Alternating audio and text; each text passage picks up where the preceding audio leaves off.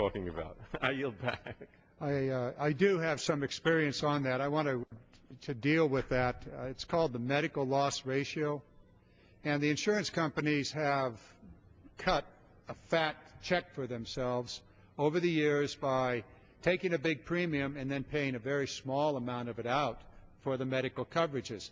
In this legislation, the Patient's Bill of Rights, and in the Affordable Health Care Act, they can't do that. They've got to pay for the individual policies 80%, and for the group policies 85% for medical services.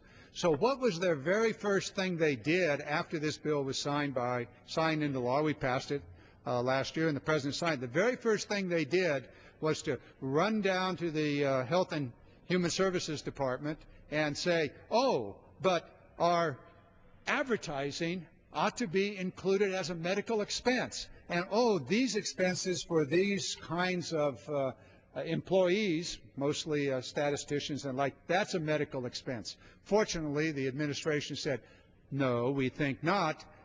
So what we're trying to do with this legislation is make sure that when we pay $1, at least we get 80 cents back in medical services. Our friends on the other side would repeal that and allow the insurance companies to take that money, or at least a larger portion of that money, put it in their pockets, give it to their CEOs, whatever, but not use it for medical services.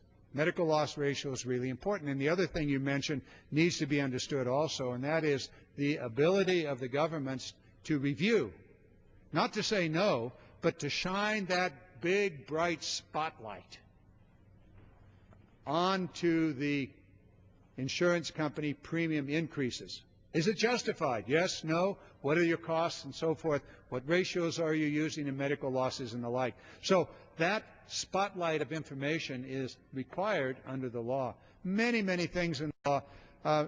Mr. Cohen, I see you stood up, anxious to make a comment here, so please do. And then I notice behind you our colleague from Maryland has joined us.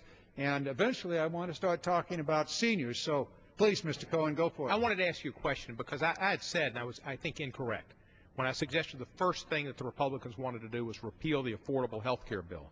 It's one of their first major priorities. But the first thing they did was today, and we joined with them, it was bipartisan, was to cut 5% from our members' representation allowances. A small amount of money in the big picture, of course. But the deficit was the issue that they were highlighting. What would the repeal of the Affordable Health Care Act do to the deficit? That's the big issue, because that's one of our big issues. Well, Mr. Cohen, it just happens that we prepared this little blue chart here.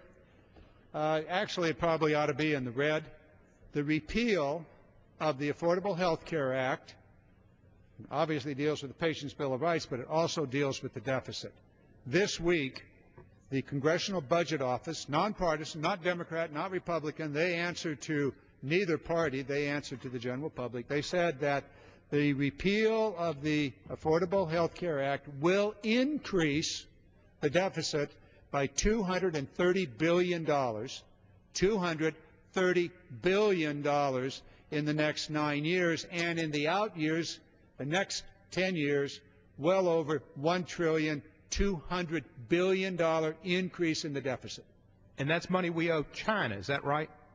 So it's okay to issue these, securities and pay the Chinese the interest to be able to finance this, and our children and their grandchildren will be paying this if they don't have pre-existing conditions where they can get insurance to cover the illnesses they may have to stay alive to pay these taxes. Our children, grandchildren, indeed those of us that are living for another 10 to 15, 20 years, we're going to pay twice. We're going to pay the insurance cost, the health care cost that's not covered by the insurance programs. The example you gave of the individual with 2 bouts of cancer, going to pay the full cost of that because of the limitation is gone. Excuse me, the limitation goes back into place. So you get to pay for your health care, and you're going to have to pay off the deficit also.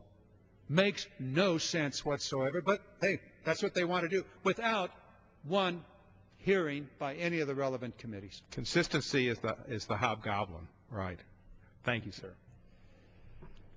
I noticed that our colleague from Maryland has joined us.